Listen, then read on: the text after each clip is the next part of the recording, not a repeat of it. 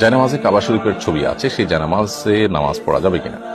জায়নামাজ যদি কাবা শরীফের ছবি থাকে সেখানে নামাজ পড়লে নামাজ হয়ে যাবে, নামাজ হবে না, ব্যাপারটা সেরকম না। কিন্তু জায়নামাজে আমাদের লক্ষ্য রাখতে হবে, অনেক সময় খুব সূক্ষ্মভাবে তাকালে পরিষ্কার ভাবে দেখা যায় যে জায়নামাজে বিভিন্ন মূর্তির ছবি, প্রাণীর ছবি পর্যন্ত থাকে।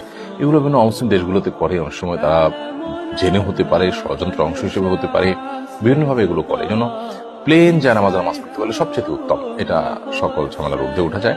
আর দ্বিতীয়ত হলো, এতে নামাজের ভিতরে মনোযোগটাও ধরে রাখা যায়, ভাব গাম্ভীর্য টিকে থাকে।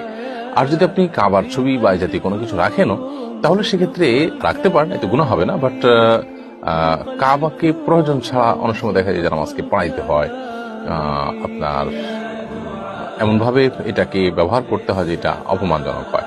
আরেকটা বিষয় হলো যে কাবার দিকে চেয়ে থাকা নামাজের মধ্যে হাদিসে নিষেধ আছে। আপনি কাবার সামনে দাঁড়িয়ে যখন মক্কা নামাজ পড়বেন তখনও কাবার দিকে চেয়ে থাকবেন, এটা হাদিসে নিষেধ আছে। আপনি নামাজের মধ্যে সিজদার জায়গার মধ্যে আপনি তাকিয়ে থাকবেন, এভাবে উপরের দিকেও তাকাবেন না, আবার সামনে কাবার দিকেও তাকাবেন না। তাহলে সেখানে সেই কাবার ছবি আপনি জায়নামাজ দিয়ে সেদিকে তাকাচ্ছেন, কাবার দিকে আপনার মনোযোগ যাবে, সেটিও কিন্তু উদ্দেশ্য। আমরা কিন্তু কাবার ইবাদত করি না, কাবার দিকে ফিরে আল্লাহর ইবাদত করি। এসব দৃষ্টিকোণ থেকে জায়নামাজে কাবার ছবি ইত্যাদি না থাকলে উত্তম, কিন্তু থাকলে নামাজ হবে না বা গুনাহ হবে, ব্যাপারটা সেরকম না।